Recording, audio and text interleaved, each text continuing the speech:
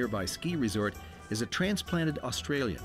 Our host for the week, he guided us through the shadowy streets of Almaty. Choked by Renzi's smoky haze, we sat in jet-lagged silence as scenes of a world we'd never imagined passed by rain-streaked windows. At our hotel, Bill Heath made the first of many frustrating phone calls, each beginning with a futile plea for the return of our film and ending with that empty on the other end sensation of having been cut off. Lucky for the rest of us, there's only room on the phone for one. Leaving Bill to his switchboard torments, we made our way into the city for a look around.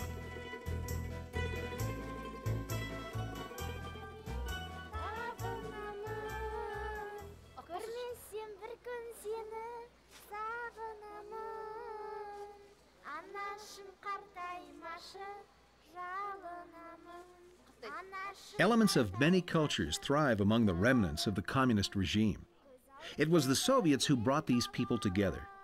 What it created among the Kazakhs was a defiant pride, a unified people, and a nation willing and eager to stand on its own. In the midst of many cultures, the Kazakhs have maintained a unified spirit that Soviet occupation could not rub out, bury, or wash away. For Kazakh children of today, the Soviet occupation is little more than a story their parents tell, a tale of a presence they've never felt. Kazakh means free man. Yet they willingly choose to tolerate the symbols of their former oppressors. Memorials abound in the city on the edge of the former Soviet Empire. Those dead they memorialize, though clad in Soviet uniforms, shed Kazakh blood. These good people will never allow themselves to forget.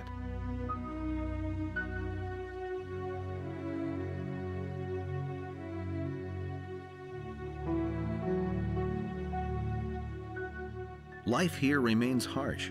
Tasks left to machines in the West are here accomplished by hand. And when washer fluid outprices vodka, locals improvise in the most obvious way. Still, we see ourselves reflected in the faces and lifestyles of these people. Style knows no borders, and young rebels will always find a cause, no matter where they live. Hope in Kazakhstan is a palpable force, beginning with the expectation that this sun setting behind the Tian Shan will return again to warm us, even in the depths of winter. As evening comes to another day, our film problems remain unsolved. Hello, I'm calling from Russia. I need some help. And I need some film! Isn't that awful? It's going to be a long night for long-distance calls. And we have arrived here without our film. I wonder if you have the number for Eastman Kodak. While Bill camps on the phone back at the hotel, the rest of us are free to sample the offerings of Almaty after dark.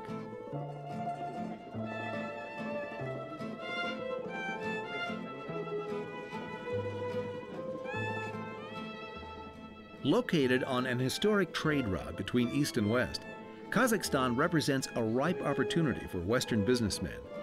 Dollars go further here, like Prague or Warsaw or Berlin.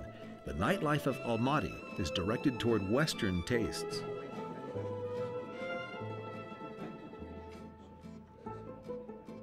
As weird as the city of Almaty might seem to us, steak and potatoes seems equally out of place here. And we're thoroughly mystified by the Kazakh version of French fondue. Melancholy strains make us homesick for the mountains, and we look forward to the day when we'll travel to the high country, if only we can get the help we need. I know, it's not your job to worry about our film or anything. Okay, I'll hold. Hello? Cut off again.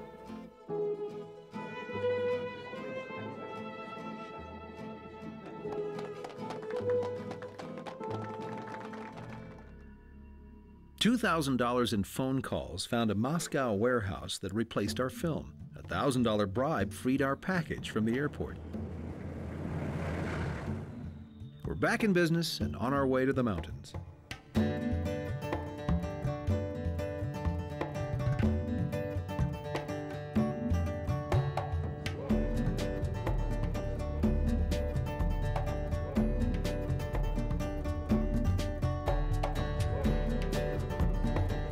we climb ever higher, following the ancient path of the Great Silk Road.